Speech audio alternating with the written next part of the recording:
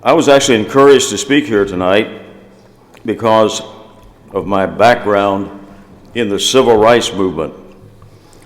I'm a retired university dean, having served at 3 different universities. I retired in 2005, and my wife and I moved 1,600 miles to live our retirement years in Troy. Can you believe that? So far, we're pleased to be here, and I hope we will continue to be pleased to be here.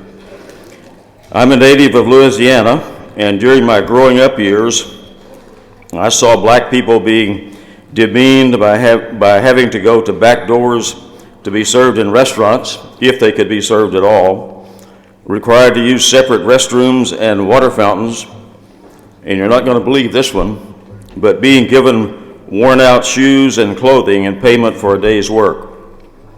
Not to mention having to go to inferior segregated schools and live across the tracks in what was called the colored quarters, except another word was used to describe the quarters.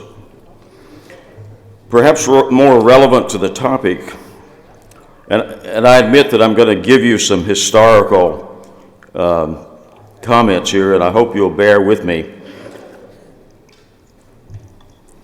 Perhaps more relevant to the whole subject is that as a young adult, I was active in the civil rights movement in Mississippi in the 60s and 70s. I lived in the Mississippi Delta for 12 years and was witness to a lot of abuse of African Americans during that period. My work in the movement was mostly in the area of school desegregation. I participated in protests and marches. I helped organize some town meetings. I served on a mayor's biracial commission that was designed to diffuse the tension surrounding desegregation of our schools. Fast forward more than a quarter of a century, and I was pleased to march with the Pastoral Alliance group here last week. So that's who I am.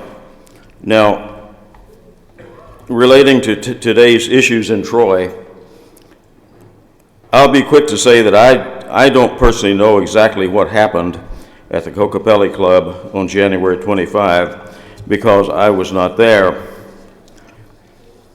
However, I found last week's testimony of the club's owner, Dr. Barry Glick, to be credible. I have also seen some of the video, as I'm sure all of you have, of that incident, and there certainly appears to be reason for concern, if not alarm. Actually, what I saw in the video reminded me of some of the treatment that white law enforcement people inflicted on blacks in Mississippi decades ago.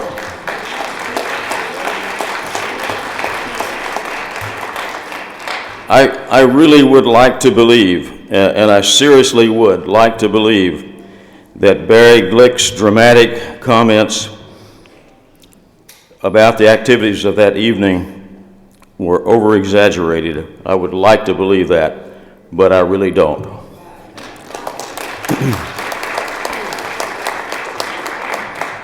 As you probably know, the South's first reaction to the African Americans' plea for freedom and justice was denial and cover-up.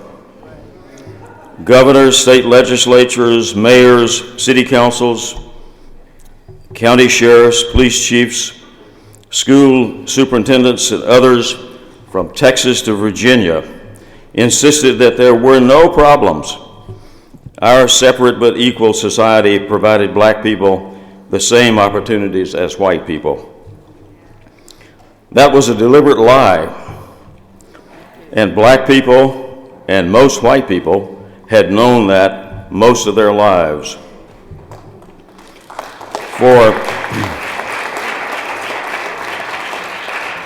For decades, the white power establishment ignored black people's call for fair treatment, including freedom from police brutality. And again, their cries were swept under the rug, and the world was told that all was well in the American South. Those lies continued. When black folks got out of line, in quotes, are out of their place, to quote Southern whites.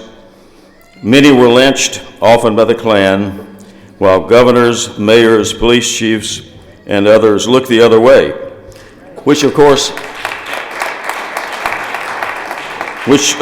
made those authorities complicit in those atrocities. I don't have to tell you that things eventually got messy down south.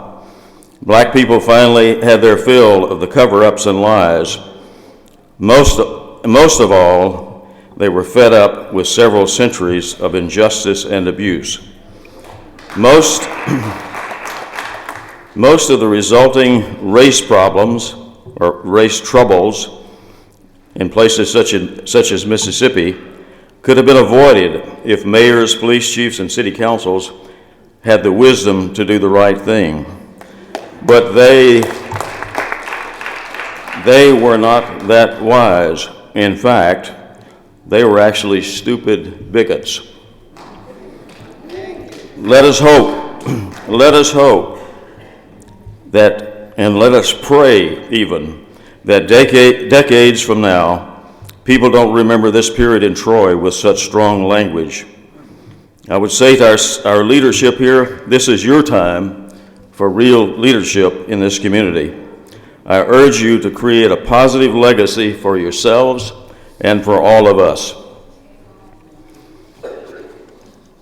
I don't personally have full knowledge of the extent of police activities here in Troy, but if you consider only the several legal cases that have been recently filed against the city, one has to think that some things are happening that probably shouldn't be happening.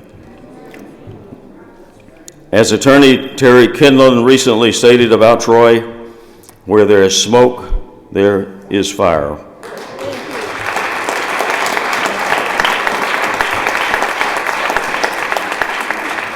So I plead with you, Mayor Rosamilia, Chief Tedesco, the City Council, to have the wisdom and courage to do the right thing.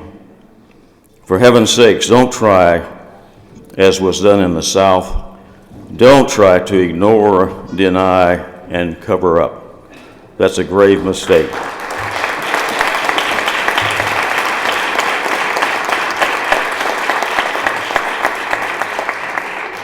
Please recall and contemplate the reasoned comments of Alice Green, who spoke here last week, and other wise voices in the African American community, and do the right thing, starting with an independent, objective, impartial, outside review of the Troy Police Department.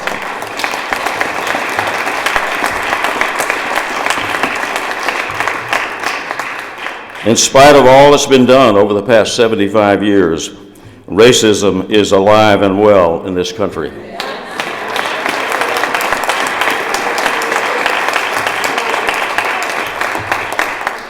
So finally, Mayor Rosamilia, Chief Tedesco, and members of the City Council, I leave you with yet another challenge.